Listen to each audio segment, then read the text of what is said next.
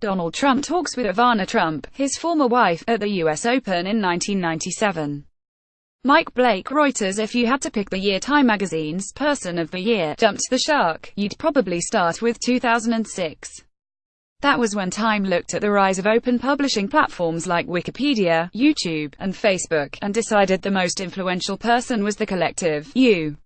It was cheesy, trite, and had the exact effect Time wanted. Everybody talked about it. Time's annual Person of the Year designation has always been a gimmick, going all the way back to Charles Lindbergh in 1927. Time was once a scrappy upstart, but for decades it was a very serious must-read magazine. Now that the heyday of news magazines has receded, the spectrum of people who have ever held a physical copy of Time in their hands has shriveled. Yet the Person of the Year still creates a residual media buzz, attention that, as my colleague David Graham wrote in 2012, really isn't justified. Yendra pups, he wrote, simply aren't news. Well, they're not news until the President of the United States gets involved, anyway.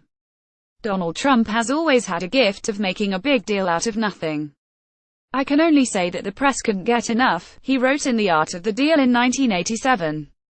Back then, he was still trying to figure it out. Now, as president, whipping the press into a frenzy is, for Donald Trump, muscle memory. Time magazine called to say that I was probably going to be named Man Person of the Year, like last year. Trump tweeted on Friday, but I would have to agree to an interview and a major photo shoot. I said probably is no good and took a pass. Thanks anyway. The magazine wasted little time firing back. The president is incorrect about how we choose Person of the Year. Time does not comment on our choice until publication, which is December 6. Man of the Year, it became Person in 1999, is arguably the Trumpiest possible tradition in magazine journalism. And not just because of Trump's apparent obsession with appearing on the cover. In June, The Washington Post discovered that what looked like a back issue of Time magazine featuring Trump on the cover, and displayed in at least 5 of Trump's clubs, was, in fact, doctored. The fake cover featured a serious-looking Trump with twin, glowing assessments. Donald Trump, The Apprentice, is a television smash, and Trump is hitting on all fronts. Even TV. The real issue of Time magazine at the time featured the actress Kate Winslet on the cover. One can only imagine the conversations that took place among the Time editorial team in the past 24 hours, but one thing almost certainly came up: Trump's bizarre decision to insert himself into, of all things at this dramatic moment in American life, Time's pick for a fading print era tradition is decidedly good for business. And, by the way, Time actually did name Trump Person of the Year in 2016. This, at a time when the print magazine business is generally not thriving.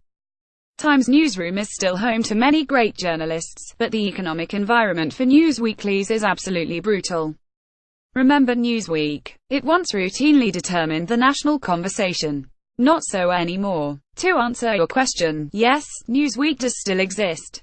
Meanwhile, the Koch brothers are backing the Meredith Corporation's possible purchase of the storied publication, according to the New York Times. Donald Trump and Marla Maples meet characters from the television show Dinosaurs during lunch at the Plaza Hotel in 1992. Henry Ray Abrams wrote its own way to force people to, if not actually pay attention. A defiant tweet from President Trump. On one hand, why on earth would Donald Trump, the President of the United States, Donald Trump, care what Time magazine is doing? On the other, of course Donald Trump is fixated on Time magazine's Person of the Year contest. It's as simultaneously weird and unsurprising as if Trump started griping about room service at the Plaza, or bus service at Elaine's, or pick your own 1990s New York City reference. Donald Trump is a man whose concept of wealth is all Manhattan circa 1989. And in Manhattan in 1989, Time magazine was the king of the newsstand. Trump became a public figure and a celebrity at Time's apex. But more than that, Time is the perfect manifestation of Trump's attitude towards success. To understand why a person like Donald Trump would gravitate toward a magazine like Time, you have to look at both of their histories. In the 1980s, when Time was still a cash cow and Trump was still cementing himself as a mainstay on Page Six, Time was a very serious publication and Trump was a semi-serious fixture in the tabloids. Cable news, Trump's preferred journalistic medium today, was still in its infancy. Trump seemed preordained for gossip rag stardom. There was the personal drama, an ugly divorce, a dramatic altercation in Aspen, the alleged infidelity with a beautiful eventual second wife, and, of course, the very public bankruptcy and surprising redemption. Trump enjoyed relentless pop cultural relevance through it all. He had a cameo in Home Alone 2, remember, and seemed forever destined for B-list celebrity at best. Looking back at the media landscape of Trump's younger years, the idea of Trump on the cover of Time seemed as silly as Trump buying the Plaza Hotel, or being elected President of the United States. Donald Trump, we now know, is a man who is energized by the improbable. Trump's wealth, and the persona he built around it, has always been aspirational. The sprawling expanses of cold marble, the New Jersey gold fixtures, the aggressively nouveau riche aesthetic. The superlatives that spill so easily from Trump's lips, everything's the biggest, and the best, and the most. Time wasn't so different at first. The magazine was founded by rich men playing with their father's money. No member of the founding staff was more than 3 years out of college, the magazine's historian Theodore Peterson once wrote.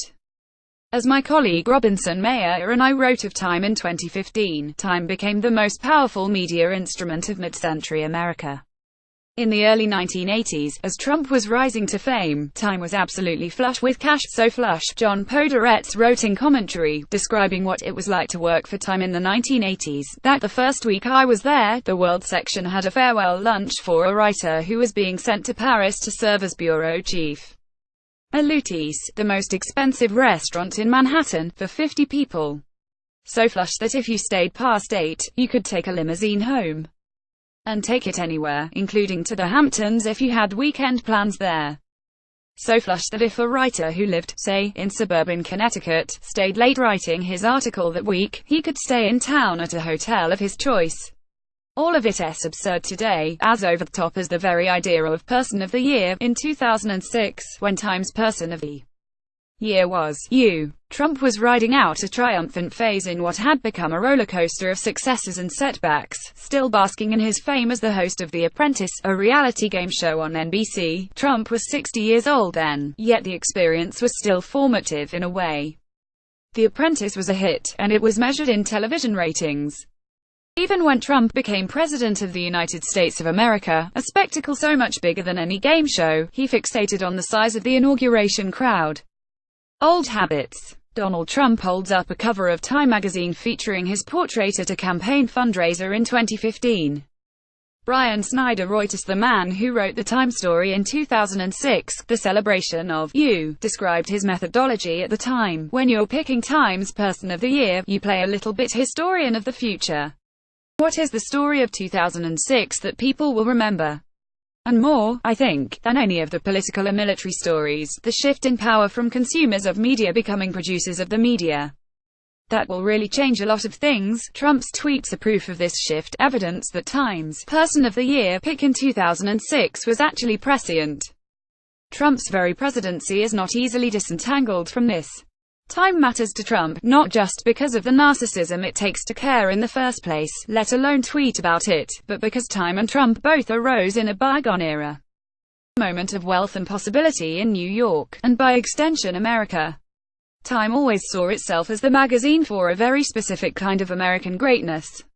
Trump, he swears, is just the same.